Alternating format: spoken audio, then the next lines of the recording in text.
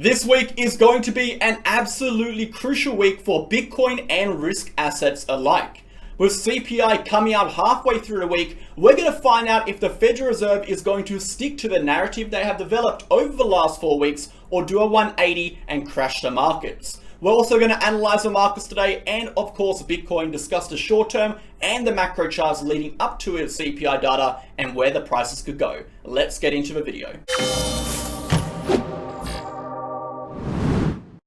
Okay guys, welcome back to the channel. Thank you for tuning into another video. I hope you're all having a fantastic weekend. I hope you all had a great Easter and didn't eat too many chockies, but if you did, well, once a year isn't too bad. We're here to talk about Bitcoin today, guys. We're discussing the macro, we're discussing the short term, and we're discussing how the market is looking as a whole, moving into what is going to be, I would say, one of the most significant CPI data releases we have seen since November last year. Now, the reason this one is so significant is because it's going to validate or it's going to disprove the current narrative the Federal Reserve is actually pushing. The narrative being they're wanting to print money again to help out the banks, and they can't do that if inflation is continuing upwards. So they need to show that inflation is dropping to facilitate a situation where they can print money to bail out the banks, and obviously that is not going to look too bad for taxpayers if CPI is coming down. However, if CPI is rising, they cannot actually go ahead and print the money, because if they do, that would mean they would have to bring up interest rates if CPI rises. If they bring up interest rates and print money, they're kind of double messing over the taxpayers. It's kind of a loss, and the economy is not really going to respond to that too kindly, but we'll discuss that a little bit more today. We're also going to take the short term as well. We'll talk about the macro, we'll talk about the technical data, we'll talk about the market data, and of course the broader market. So before we get into it, smash the like button, hit that comment button. Of course, guys, subscribe to the channel. This is the best place for daily cryptocurrency technical analysis. We focus on the data, the charts, the structures, everything in between. No emotion, no hype, no BS, pure, raw, technical, and structural data.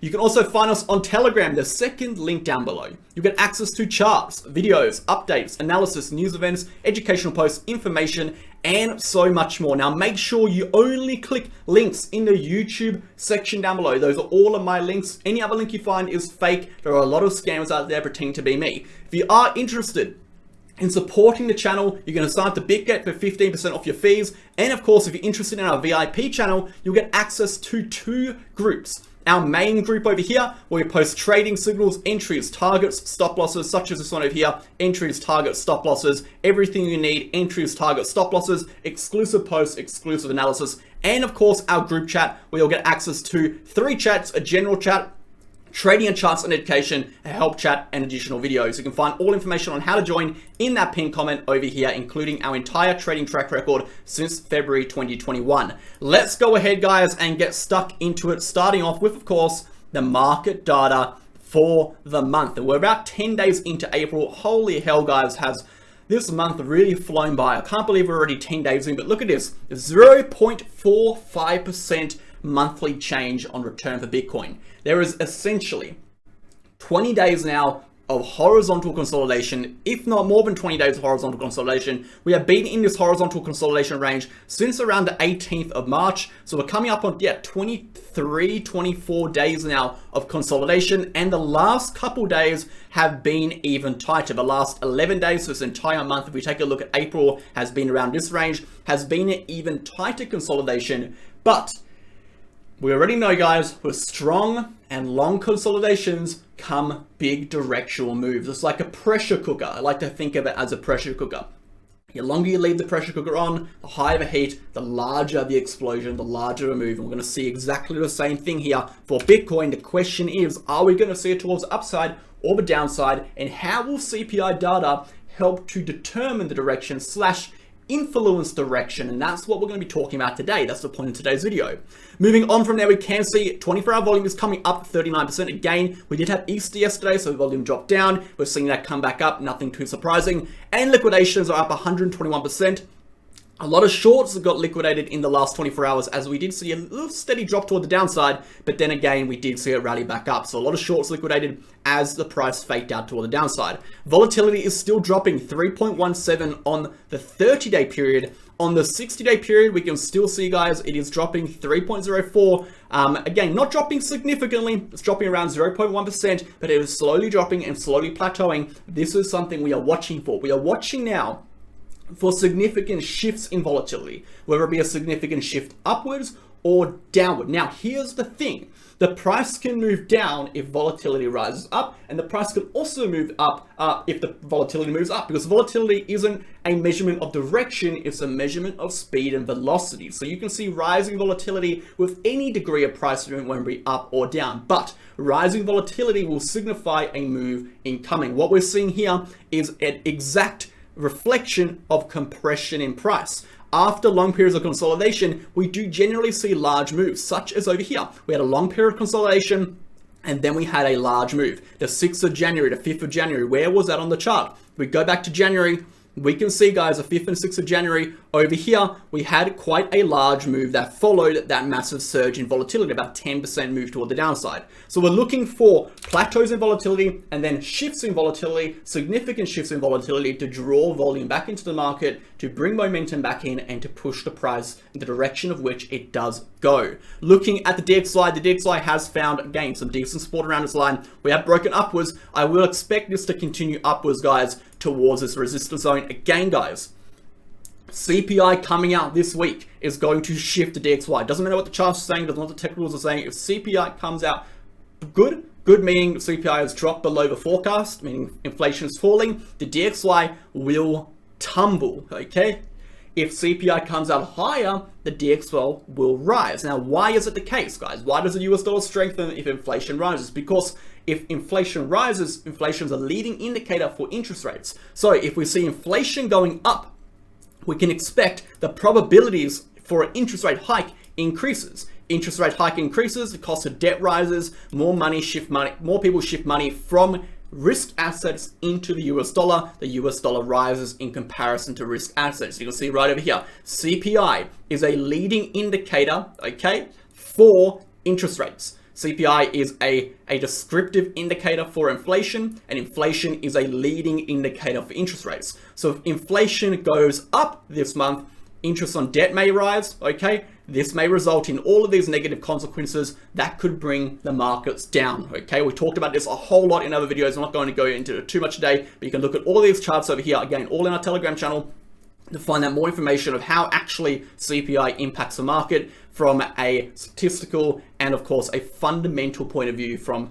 economic resources such as these over here. Let's go ahead and get into the broad markets, the S&P 500 and Dow Jones. S&P 500 has actually retested the upper resistance level over here, failing to break above. Again, we're looking for a directional move through this level towards this level. If we do break upwards, this is going to be the main point of resistance. If we zoom out, we have been bouncing between a horizontal support and horizontal resistance. This is our entire range we're currently in, okay? Quite a large range. A break towards upside, macro bullish, a break towards downside, macro bearish. Until then, a huge horizontal consolidation occurring. We are currently in a rising channel formation, okay? Which of course is inherently a bearish structure, but we still do have a lot of movement room into the top part of this rising wedge, which we could see a rally toward the upside. But again, guys, if we do lose this uptrending support line, expect a move back downwards to here. We are not macro bullish on the S&P until we flip this level here, just as we are not macro bullish on Bitcoin until we flip the 30,000 level, which we'll come back to in a second. Moving on, the Dow Jones in the same position. The relative macro resistance is going to be this upper point around 34,300, 34,500. Our uptrending support, this relative uptrending support, is a dotted trend line. Again, a loss of our dotted trend line will bring us down to retest these lows. Until then, we are going to be consolidating and bouncing between the local lows and local highs we have developed, okay? Nothing too interesting there. Let's go ahead and get into Bitcoin. So let's talk about the macro chart. Let's summarize what's happening over here. Let's talk about this chart. Let's talk about our short term, then we'll come back, do a technical analysis on both, and then do a macro analysis and end up the video while talking about CPI. So of course, really quickly for CPI, guys, CPI is coming out on the 12th. So this is 2 days. It's coming on in about 48, about 70 hours, 68 hours. It's coming in about 2 days and 12 hours, okay? Core inflation. The forecast is 5.5. Inflation month on month 0.3, not too impressive, and inflation rate year on year is 5.3. Okay, so we're looking for both of these numbers to be lower. The consensus, the actual result, has to be lower than the forecast, okay, for it to be bullish. If it's above, the consensus / previous is going to be bearish, guys. It's going to be bearish. Now, I wanted to briefly interrupt today's video to discuss my favorite exchange, Bitget. If you're looking for a safe, honest, reliable, and accurate exchange, look no further than Bitget. You can sign up by the link in the description to support the channel and get access to 3 exclusive perks. That being up to $5,005 in trading rewards, up to 15% discount on your trading fees, and exclusive access to our MegaWhale promotion campaigns that we run every few months. Alongside that, guys, Bitget is a non-KYC exchange, meaning you do not have to KYC. It is completely optional. Bitget also has a protection fund that secures user assets against external hacks and threats in the space. Alongside that, guys, Bitget offers up to 125x leverage on futures with extensive amount of trading pairs and liquidity on the market. I highly recommend signing up to Bitget. It is the exchange I've been using for over a year and a half now, including all of our members. If you're interested in signing up, trading there, and supporting the channel, you can do so with the link in the description. Thanks for listening. And go ahead and talk about the Bitcoin chart over here. So this is Bitcoin. This is our higher time frame for Bitcoin. We're taking a look at some key trigger levels. First and foremost, it's good to identify what we're actually looking at. And first and foremost, these red levels are major supports / resistances. When we're below it, these turn into supports. So these red zones are supports. This red zone is currently resistance. Looking at our triggers over here. So we're at a resistance and therefore we have a possible trend reversal in play. We are broken up from a falling wedge structure, okay, which is a bullish trend. We had a bullish reversal. This bullish trend has remained intact as we have gone upwards. The bullish trend is still very much intact, right? We're still in an overall uptrend. So the bullish trend is still intact. However, we are at a possible trend reversal point as this is a yearly resistance. Let's break down this section. So above 30,000, we're going to be macro bullish. And we'll break it down a little bit in a second even more. We're currently at resistance between 28 and 30,000, and therefore we should have a slight bearish bias, as resistance is resistance until it is not. Now, while we have a bearish bias, we still understand the trend is bullish, okay? We have a bullish uptrend on a higher time frame, but while we are in this resistance zone, this particular cluster of price action should have a bearish bias, okay? Not this entire cluster, okay? This entire cluster is represented by this bullish trend. Just this particular cluster we are looking at within that resistance should have a bearish bias, okay? If we do break toward the downside, we are looking for a move towards our next support, which of course is going to be the neckline of support that we retested for about 256 days in February and of course all the way back here in August 2022. As you can see, guys, we have that direction pointing down. Above 20 to 25.2, we are technically bullish, okay? This range here is bullish as it is above the breakout point of our falling wedge. Anything below 18.3, guys, sub 18.3, we turn macro bearish again. As you can see, guys, macro bearish trend starts below 18.3. The bullish trend, okay, this bullish trend is lost sub 24K, okay? And the macro bullish trend starts above 30,000. I hope that summarizes that price action a little more and actually visualizes the shifts in trend and more importantly, the short-term and macro biases you should have while looking at this price action. So why is 30K so important and what are the probabilities of a break down from 28 to 30 here and a break up over here? That is what we're focused on today's video. So 30K is a significant area of resistance. If we look at prior cycles, we can see every single time we retest the prior yearly low of the prior bull run, this is kind of a trigger for a macro uptrend. That's what we said on this chart over here. The macro uptrend, the macro bullish trend starts above the 30K level, but the 30K level represents the yearly low of the prior bull market. Every single time we close a monthly candle above it, we enter a macro uptrend, okay? And that is why our trigger point is 30. However, until we break above that level, we are still at resistance, and that is why we're not currently yet in a macro uptrend. We are in a weekly uptrend, we are in a monthly uptrend, we're not in a yearly uptrend yet, okay? Takes time. So From a technical standpoint, if we go back to this chart and bring up our VRPV, we can also see on a higher time frame, let's go to a 3-day chart. If we zoom out and we look at the VRPV on the side over here, we can see that we have a significant jump up in our historical trading volume within this range in comparison to the gap below us. That signifies we come from a low historical trading resistance range into a higher resistance range, and that difference represents a significant area of resistance. We can see prior historical data has shown this similar area, 28 to 30,000, acting as resistance before. Now, just because something is resistance, it doesn't mean it's going to stay as a resistance. The probability for a break upwards is still there, but while it is a resistance, there is a greater probability of rejection. Now, like we said already, data such as CPI can completely eradicate probabilities and shift the market entirely, as the main triggers for price action are political, social, and economic. Economic being the biggest driver, right? If the economic policies change, or if data within the economy changes, such as CPI, lowering inflation equals decreasing interest rates equals more money printing, the prices of assets inherently will rise, irregardless of how much resistance or what the VRPV does suggest. And that is why this week is going to be crucial in determining the price or direction. Now, although we can't predict that, what we can predict is if a trigger occurs, if the 30,000 breaks, if the 28,000 breaks, where will the price actually end up going? That is something we can predict, because we can use volume ranges and support ranges to determine where the liquidity is if a move down occurs or if a move up actually occurs. So looking at the VRPV, guys, if we break up to 30,000, our next major resistance is sitting at around 40,000. Again, we can use a VRPV to suggest this. Now, what we have noticed as well, above 30,000 to 40,000, we see rising resistance. This VRPV is slightly and gradually rising on the way up.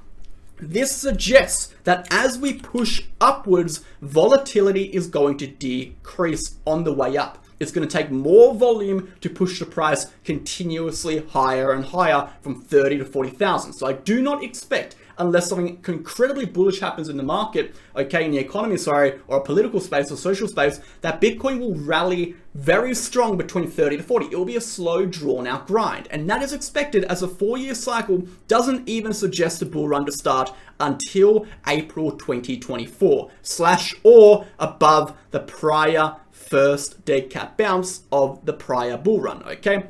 We can see over here, we can see over here, and we can see over here. Every time we get above that level, right over here, okay, right over here, and potentially somewhere around over here again, we enter a parabolic rally for Bitcoin. That is when the parabolic phase of the bull run starts, when we break over $48,000. Okay, guys, keep that in mind. Let's take a look at the short term. So the short term price action is a little bit more confusing. We are again consolidating quite aggressively. We have an overall neutral pattern. Since we are in a horizontal consolidation, this is an overall neutral pattern. We have a high time frame bullish structure over here and high time frame bearish invalidation over here. If we do break below this lower support level, we are going to expect a higher time frame continuation downwards, which could very well take us towards our next support, okay, which is sitting, and sorry, I'm moving all these things around, which is sitting at this 25.2 to 24.4K level, right? That is going to be our major target. How can we validate that? So if we bring up this chart over here and bring up the VRPV once more, we can zoom out, and what we can see on the chart, as soon as we drop below this area, this chunk of support, we see a significant drop off in the VRPV, suggesting that volatility will increase. Volume will increase, liquidity will increase, okay, speed and velocity will increase, momentum will increase, and the price will more aggressively move toward the downside, okay? We can expect an aggressive move and a very fast move toward the downside if we break through this level. We can actually say the same thing for the upside, guys. If we break over 20.8K, we're going to see an aggressive move toward the upper part of the resistance zone, which we are testing.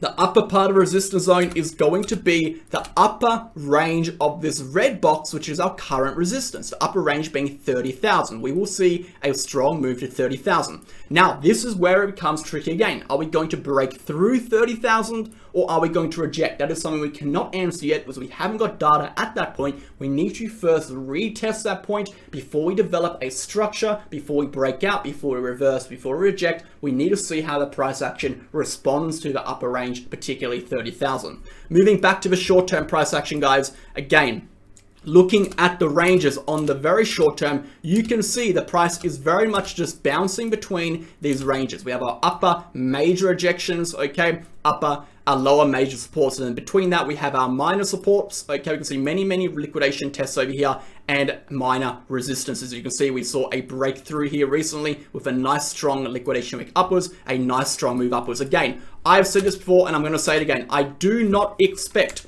all that much price action to occur until CPI. CPI is going to be most likely the trigger for a continuation through this resistance or below this support. Until then, continue to scalp trade the range, focusing on short-term supports and resistances. I would like to go ahead and do a technical analysis before we finish up the video. One thing I'd like to look at is of course the RSI, and as you already know, guys, the momentum determines the price. Momentum is one of the key components of price action. Momentum, liquidity, volume, all these things make up price action. Looking at the RSI over here, guys, we can see a pretty clean breakout of the RSI, which signifies a shift in momentum upwards. Now, for validations of upwards move, we need price action breaks and we need momentum shifts. At the moment, we have a momentum shift, but we have not had a price action break. We haven't had the structure break. Therefore, this, although is significant, I wouldn't be applying too much significance on it, and I definitely wouldn't be looking at just saying right now, okay, the RSI break, therefore we're going to continue upwards. If the price action had broken through this range and we had saw that, we had this double confirmation, the probability of a continuation upwards would be there, but currently it is not, as we are under resistance, and therefore we are still likely to reject. So short term, continue to play the short term until we get these breakdowns on the higher time frames. Okay, guys, moving back to the daily chart, let's run a technical analysis really quickly and then go to the higher time frames, weekly and even monthly. Moving on to the RSI over here, guys, we can see similar things occurring. We can see the RSI has been showing signs of bearish divergence for quite some time now. We can see rising price as we see decreasing momentum. Okay, we have the decreasing RSI and we have the rising price action. This is expressing weakness in the trend. Now, weakness can be a form of decreasing momentum, okay, decreasing volume, decreasing liquidity, okay, decreasing velocity, okay, and momentum, and of course decreasing speed. All of these things can result in the price action weakening. So we've started to see volatility drop, which we are according to the volatility index. If we start to see volume drop, which we are according to the volume. If we start to see momentum drop, which we are according to our momentum indicators, we can assume that liquidity and speed is also starting to fall. These are leading indicators for price action. These are indicating there is weakness in this trend / the current trend is weakening. We still do have a upper resistance line, right? So this upper resistance line can be retested once more. Looking at where I could retest around 30 to 31,000 for a break toward the upside. Again, we need to see an invalidation of this uptrending resistance line as well as this downtrending RSI trend line for a continuation upwards. That's why I've said, even if we got to 30,000, that is not going to be enough. We need to see a monthly candle close above a yearly resistance point to validate a breakout, guys. We can see similar things here on the market cipher B, okay, on the MACD. We can see that momentum is starting to fall. We see these red dot printing, we see them lower, we're seeing the divergences, we're seeing momentum start to crumble. Moving on the daily chart, again, we can see exactly the same thing over here, even broken down on a smaller time frame for the RSI. We can take that exactly the same trend line and apply it right over here. Once more, an even stronger bearish divergence. We need to see a break of this trend line before we see any sort of strong move upwards, guys. Watch the RSI. The momentum is a leading indicator. If you want to catch a strong impulse upwards, whether it be to 30,000, 31,000 or higher, if you want to catch a strong move downwards, you have to watch these lines. For the move up, watch the RSI. For the move down, watch the short-term high time frame bearish trigger, which is going to be this trend line over here, okay? We know because, again, we enter the low volume range where equally the speed, velocity, and momentum is going to significant rally towards the upside. You can even watch the RSI lower trend line over here for that respective breakdown on the 4-hour chart. If that breakdown occurs over here, that trigger may very well occur. So watch those points. Let's really quickly end up the video on the higher time frame, guys. Now, I've said already, the trend is looking decent, but if we want to look at reversal points, we do have to keep our eyes on the smaller time frame. Looking at the bullish indicators, however, we are above the weekly midline on the Gaussian channel. Now, I'm not going to apply too much significance this time around because the economy and the state of the economy is in a very different spot as to where it was in 2019, okay? We are in a period of massive stagnation. I think when we see CPI data come out, the direction of which CPI takes us is going to validate whether or not we see a bounce from the midline and continue through the Gaussian channel, or if we see a strong rejection and back down. So definitely keep an eye on that. I would not be taking this at face value right now. I would definitely not be looking at this and saying, oh, this is very bullish, which it is bullish, but I wouldn't be saying, oh, I'm going to trade based on this. I'm going to enter massive long positions right here, because technically, guys, as bullish as that is, we are still under major resistance, as reflected by that yearly long resistance at 28 to 30,000 right over here, guys. Okay, I'm going to end the video. I hope you enjoyed. If you've got any questions, leave them down below, and I'll catch you guys in tomorrow's video. Peace out.